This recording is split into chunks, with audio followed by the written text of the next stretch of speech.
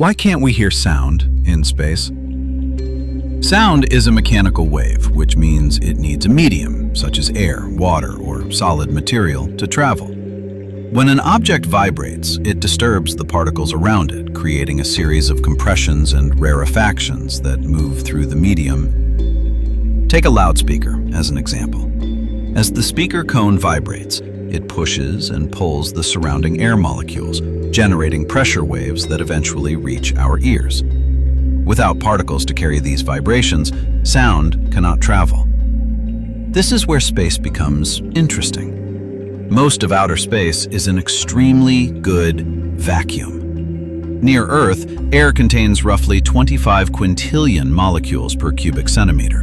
In contrast, interplanetary space may contain only a few particles in the same volume. Because matter is so sparse, sound waves have almost nothing to travel through. As a result, if an explosion occurred in open space, a distant observer would see the flash of light, but hear absolutely nothing. This is why spacecraft explosions are silent in reality, unlike many scenes depicted in movies.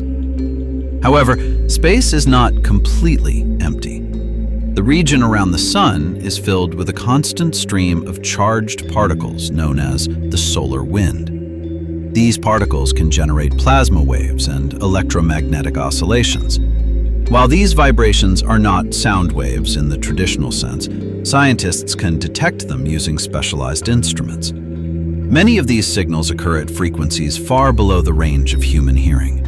To make them accessible, scientists use a technique called sonification. Sonification is the process of converting data into sound. Instead of viewing data on a graph or image, researchers translate it into audio that can be listened to. This allows patterns, changes, and unusual events to be identified in a different way.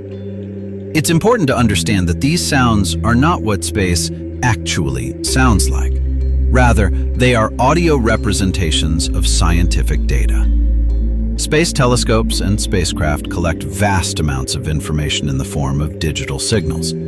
Scientists use algorithms to convert this data into sound by mapping properties such as brightness to volume, color to pitch, and position to stereo location. So, does space have sound?